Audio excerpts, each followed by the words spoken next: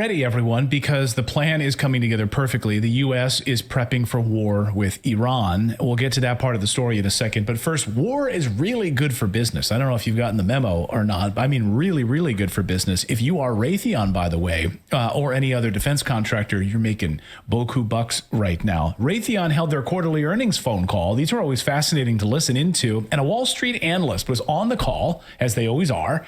They want to know how well they're performing, of course. And this analyst, the Morgan Stanley analyst, pointed out that war in Israel and Ukraine seems like it's great for your business. Can you give us some numbers and understanding about exactly how it's going to perform? And Raytheon's executives agreed and then showed us just how much money they will make off of this war. I just want you to listen to how sort of sterile this conversation is from a Wall Street analyst and a Raytheon executive. This is unbelievable. Christine Liwag of Morgan Stanley. Hey, good morning, guys. Morning, Christine. So maybe moving to a defense question. You know, the White House is requesting $106 billion in supplemental spending for a number of national security priorities, which includes over $50 billion in investment for the U.S. defense industrial base. Looking at this request, you've got equipment for Ukraine, air and missile defense for Israel, and replenishment of stockpile for both. And this seems to fit quite nicely with the Raytheon defense portfolio. It's nice. So how much of this opportunity is addressable to the company? And if the dollars are appropriated, when would be the earliest you could see this convert to revenue? Yeah, how quickly are you going to make money Christine, off this? let me start on that. So, as I think I mentioned earlier in the conversation, we've seen about $3 billion of orders so far related to Ukraine replenishment, and that's really replenishing U.S. war stocks. We expect another $4 billion of orders in the next 2 years. And most of that will play out over the next 24 to 36 months in terms of delivery. So you won't see a big revenue pop even next year from this. As we think about this next tranche, the president's $100+ billion request, which is more than $40 billion for Ukraine, what you're going to see is the same things that we have been seeing, but in much higher quantities. So obviously, the NASAM systems, which is the short-range air defense system, and the AMRAAM munitions that we're using there, we're going to see those orders pick up, we would think, significantly. The same is true with the Patriot air defense system. Again, those are GEM-T missiles that we supply for that. Those are in short supply today. So again, big ramp there. But yeah, big ramp up there. So, you know, all of this is great for us here at Raytheon. So this is just follow the money, folks. We are all being played in this situation. You know, you can show as many things on television as you want, but at the heart of it is the money. Follow the money. Overnight, we got our latest numbers in dead out of the Gaza Strip. That number is now over 6,000. Look at this. Beautiful Gaza Strip today. More than 2,300 children have now been killed in the bombings there. The U.S. is openly, of course, funding billions of dollars to carry out these attacks. Just look at that. How do you feel about... That is unbelievable. How do you feel about this as an American taxpayer? Like knowing... I know we feel so disconnected often from these wars because, you know, the United States is involved, I think, in about 9 or 10 wars right now. But look at the clothing of like families just like scattered throughout those building substructures. It's unbelievable. And to think that, like, as an American taxpayer, regardless of where you come down on this and all of that, I don't care about your politics and your ideology here, but where do you come down as an American taxpayer knowing your money is going to fund this and they are laughing at you while they're doing it? And pretending that they're not doing it this way. It's exactly how it's coming together. They did the very same thing in Ukraine, of course. U.S. security assistance to Ukraine. Congressional Research Service out with a brand new report. You can see this newly published report by the Congressional Research Service. Since 2014, U.S. weapons manufacturers were enriched tremendously to the tune of $46 billion. So from 2014, when Russia first invaded Ukraine, through October 5th, 2023, so just a few days ago, the United States has committed more than $46 billion in security assistance. So that's separate from all of the additional billions we just sent to Ukraine, right? This was $46 billion to help Ukraine preserve its territorial integrity, secure its borders, and improve interoperability with NATO, according to the State Department, which of course is is a giant pile of horse shit. Where did those weapons go? Where did that security assistance go? They went to Ukraine to attack civilians, of course, in the former eastern Ukraine, which is U.S. tax dollars being used to kill civilians. And of course, now over 500,000 Ukrainians are dead as a result of NATO's involvement in the Ukraine war. After the United States overthrew the government of Ukraine and installed a puppet government back in 2014, they carried out a U.S.-backed genocide on the people of eastern Ukraine. The Donbass region, of course. Those attacks lasted roughly 9 years until Russia finally tried to put a stop to it, called up their special military operation. The entire world went ballistic. The entire Western world went crazy, couldn't believe it. And now that the area is officially Russian, and it's still being attacked by American weapons today. Still, despite the fact that Ukraine has basically been wiped off the map at this point. Go ahead, David. And still today, they are Ukraine's not part of NATO. Right. Isn't it? Great point. Yeah, they still couldn't get their entrance fees through. Hey, you guys used us. You guys used us, created us, turned us into like basically an aircraft carrier, destroyed, 500,000 of our people. Can we please get that application approved now for NATO? Sorry. We were using you the whole time. Meanwhile, many of the shells that are being used in Gaza are manufactured by American companies. Here's just one example. These shells used to attack Gaza, and as Minpress reports, these came from the company called Woodward. You can see, and I love how long until, look at this, you can see Woodward right there. How long until these types of serial numbers and printings on these shell casings are going to be removed in the future? Because they're easily traced and tracked. We can see the serial numbers right here. What's crazy about that is that proves that they could keep track of this stuff if they wanted to. They've got barcodes on them. So it's like, we have no way to track all these weapons going around the world. Yes, you do. It's right on the bottom of every one of your products. It's all being scanned and brought right into the theater, brought right into the war theater. Yeah, we know exactly where the stuff is coming from, tracking serial numbers. In fact, Marjorie Taylor Greene 2 weeks ago was worried, of course, about all of the munitions and weapons that we've sent to Ukraine. How many of those wound up in Gaza already?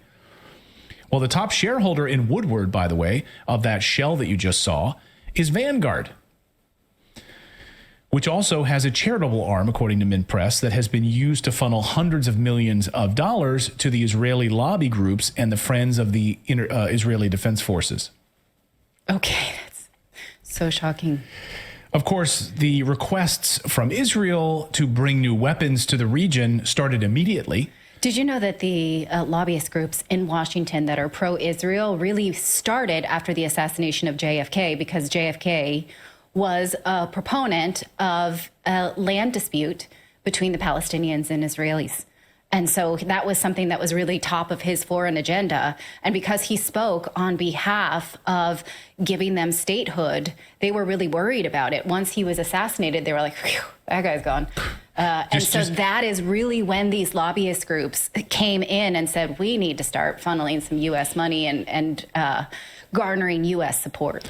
Just add that to the list of other reasons why he was assassinated. Of course, the requests from Israel to bring new weapons to this region started immediately. Josh Paul just resigned from the U.S. State Department last week over these arms transfers, and he wrote an opinion piece for the Washington Post, and Aaron Mate points out this specific part of this post. Josh Paul, who resigned as the top State Department official for arms transfers, writes, quote, Israeli requests for munitions started arriving immediately, including for a variety of weapons that have no applicability to the current conflict. These requests deserve the attention we would pay to any large arms package, and I urge a frank discussion. My urging was met with silence and the clear direction that we needed to move as fast as possible to meet Israel's requests. Of course. I really empathize with how that must feel for a well-intentioned civil servant to just say, please, let's not do this. It must be heartbreaking. Like, you're looking at these requests coming in immediately from Israel, and you're like, why are these why are all of these things on this list that shouldn't have anything to do with Gaza? Look, what is going on here? Why are we just approving this blindly? Yeah. And shut up, don't ask any questions. You're not allowed to ask any questions about it. And I would surmise that there are more people who feel like him peace-loving people who work inside the U.S. government than not, but they just have no power. No, the U.S. they're government bureaucrats. works as, these separate stations for a reason. They Right. don't collaborate. There's no, team culture at all. It's above his pay grade, sadly. Sadly. Of course, if you ask these questions, you will be silenced. You'll lose your job. You'll be kicked out. He resigned in protest, and good for him. So over the past 24 hours, the United States has moved more military assets into position near Israel. The Pentagon is deploying 2 carrier strike groups, 11 Burke-class destroyers, a number of Ticonderoga-class cruisers, amphibious assault ships, THAAD and Patriot missile defense systems, multiple squadrons of fighter jets, strategic bombers, and undisclosed assets to the Middle East. And the U.S. is putting their military mouthpieces on television, of course, pushing the narrative that Iran is behind these attacks on Israel. And they are behind the 13 attacks which just struck U.S. military bases in Iraq and Syria. Listen to this Pentagon briefing. Between October 17th and the 24th, U.S. and coalition forces have been attacked at least 10 separate times in Iraq and 3 separate times in Syria via a mix of one-way attack drones and rockets. So again, those are the initial numbers. We're continuing to work to CENTCOM to ensure we get you the facts on these. These at least 13 attacks on U.S. forces in Iraq and Syria, do you believe that Iran is responsible for these? Were these all conducted by Iranian-backed proxies?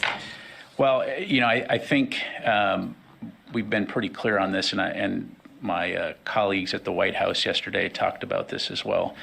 We know that the groups conducting these attacks are supported by the IRGC and the Iranian regime. What we are seeing is the prospect for more significant escalation against U.S. forces and personnel across the region in the very near term, coming from Iranian proxy forces. So there you go.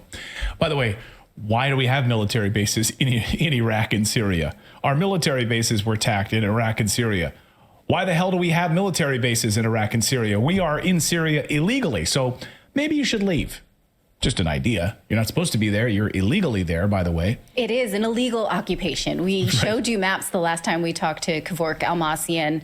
It's outrageous how much land we've just sort of taken. Yeah, but we're there illegally, but you should feel bad for us. It also frustrates me because every time they say that this was like a proxy of another country, that to me has become speak for, well, they're mercenaries and anybody who pays them will do whatever they want them to do.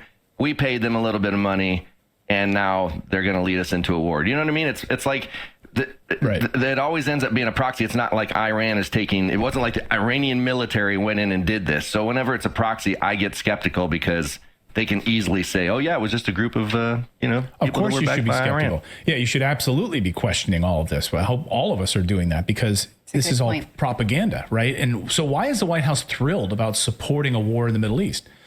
Why don't they do more to prevent wars around the world? Because it's great for business, of course. Yesterday, a reporter asked White House stooge Karine Jean-Pierre why the White House doesn't do more to stop these wars. And here was her eloquent answer. Well, if I understand you're saying that he's rallied the troops and brought allies together, and that all makes sense. But I guess, again, the origin of my question was, why aren't we doing a better job preventing these wars in the first place? That's a good What question. we're doing, and Admiral spoke to this, of course, as he talked about the Middle East, and of course our goal has always been a prosperous Middle East, a peaceful Middle East. He literally went into speaking about what the goal has been and what we're going to continue to do, make sure that there is peace, right? Make sure that we bring our allies and partners together. That doesn't stop. But at the same time, right, if Russia's going to invade Ukraine, we have to be there for Ukraine, right? Trying to take over their sovereignty, their democracy. We have to be there, right? If we have to be there for Israel as they fighting off a terrorist organization, right? Innocent people are being killed. And so the president's going to be there for that. And so, look, it doesn't stop us, deter us from what we're trying to do more broadly in having these diplomatic conversations. You saw, as I mentioned to one of your colleagues, Australia is coming. We're going to continue that conversation on how we're going to help Ukraine and continue to be partners and allies. But look. Yeah. She's a Death Eater. Eloquent. Man, it's like, right? That's exactly. It's like, we're going to bring our allies and everything, and after you have, killed some citizens, and we're going to bring our bombs and guns to bring peace and kill a bunch of other citizens in order to get it.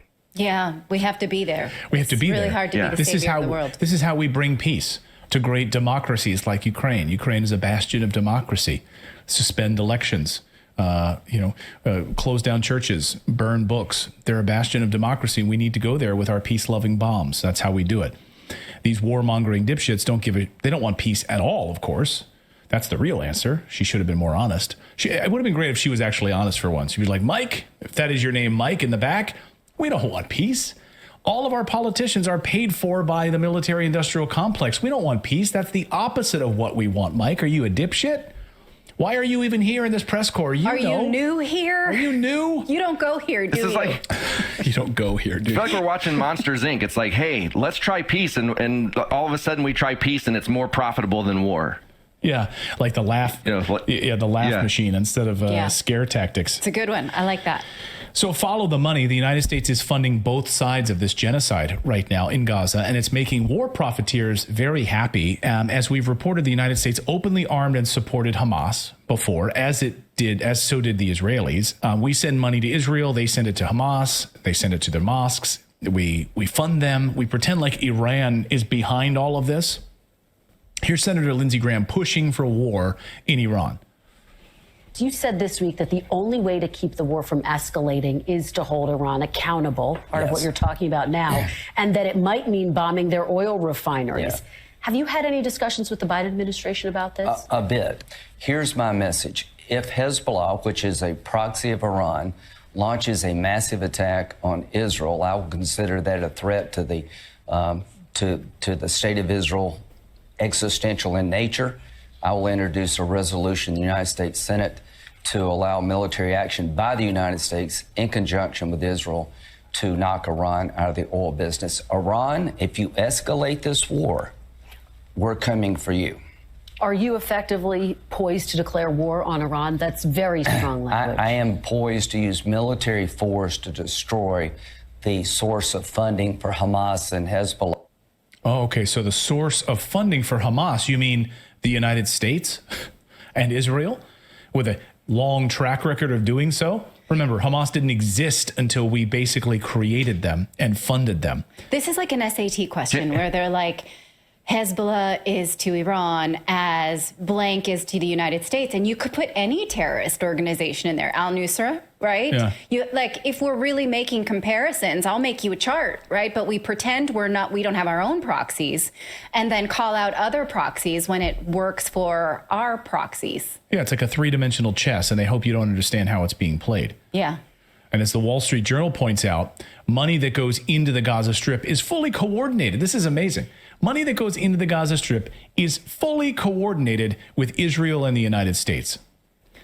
Shocked that they admitted that. Yeah, it is pretty. Yeah, just read the Wall Street Journal piece on this. So now that we've created Hamas, as we did with Al-Qaeda, let's blame Iran. Now, Netanyahu says today, they're coming for all of us. He stood with Macron because they're trying to drum up support in Europe. Of course, Europe has been... There's been a lot of dissension in Europe right now about what's happening in Israel. So flying in to meet with Macron, to the French minister's office, their prime minister's office, and basically saying Hamas is coming for all of us, and they are coming for you in Europe next. Test for the West and for civilization is Hamas. If Hamas emerges victorious, we will all lose. Europe will be endangered. Everyone will be endangered. Civilization will be endangered. So if Hamas wins, if Hamas loses and is defeated, then the forces of civilization win. That is why this battle is not merely our own. It's Europe's battle. It's America's battle. It's civilization's battle. It's the battle for the heart and soul and the future of the Middle East. Yeah. Of course, at the heart of it are civilians being killed, and we don't seem to care about that at all. We are actively funding the deaths of civilians, just like we did in Ukraine, just like we've done in Syria, just like we're now doing in Gaza. Here's John Kirby asked yesterday about all of these civilians being killed. Will this continue, or is there anything we're doing to stop all of the civilian deaths? This is war. It is combat. It is bloody. It is ugly, and it's going to be messy. And innocent civilians are going to be hurt going forward. I wish I could tell you something different. I wish that wasn't going to happen, but it is going to happen. And that doesn't make it right. It doesn't make it dismissible. It doesn't mean that we aren't going to still express concerns about that and do everything we can to help the Israelis do everything they can to minimize it. But that's unfortunately the nature of conflict. Yeah, we're going to express concerns about it. So we'll send you our thoughts and prayers. Okay. Our thoughts and prayers on Twitter. We'll send out a heartfelt tweet about it. You know what the silver lining is there is that at least they're admitting in this conflict civilians are getting hurt, and in Ukraine they haven't. You know, they haven't admitted that the Ukrainian army fires on civilians. So if there can be, at least we're getting some brutal honesty, but that sounds awful. He doesn't speak for the rest of Americans. And I don't know, you know, just today, Israeli politicians have called for the resignation of UN Secretary Antonio Guterres for speaking on behalf of the civilian casualties on behalf of Palestinians and calling for his resignation. Well, he's free to do that, but us as Americans should call on the resignation of people who are saying meh about civilian deaths. Can't we do that? Yeah. It's not a meh. No, it's not. So I want to know where we stand on this show. We are anti-war, and we are anti these globalists using the military-industrial complex to line their pockets with money and kill civilians. Non-pacifists, peace extremists. That's what we are. We have a T-shirt. Go ahead, David. Yeah, and I just wanted to say, like, talking about that. Look, Philip, can you bring up the Lindsey Graham video again with no audio and look at the pin he's wearing? Is it an Israeli flag on the right and a mushroom cloud on the left? I mean, that's what it looks like. Is it? I don't know if you can play that. Let's see here. Let's take a look. Oh, but he's such a slime ball that I can't even stand to look at. I'd rather, in this shot, just look at him from the back because he is just an absolute piece of garbage. Well, I for one feel safer because he's protecting me. Wait, what is that? It definitely is. Can we pause it? It definitely is a. It looks like an Israeli flag. Pin. Yeah. But what's the thing? Yeah, it looks like an Israeli flag, and then it looks like a mushroom cloud on the left, like. Or a Phillies logo. Yeah, I can't tell. Well, let us know if you guys know what the other pin is. He is the more warmonger, so it would make sense. Yeah, he's like, I'm in favor of. Well, he was in favor of nuking Russia. You know, so. And also a regime change in Russia. And killing innocent and killing Russians. Like he said, that's the best money we've ever spent. That's what he says. That's why he makes the big bucks from the war contractors. For sure. Thank you so much for watching this segment here at Redacted. We are live every day at 4 p.m. Eastern Time, trying to share the stories that the mainstream media will not cover. You should also come over and join our community of Redacted Rebels over at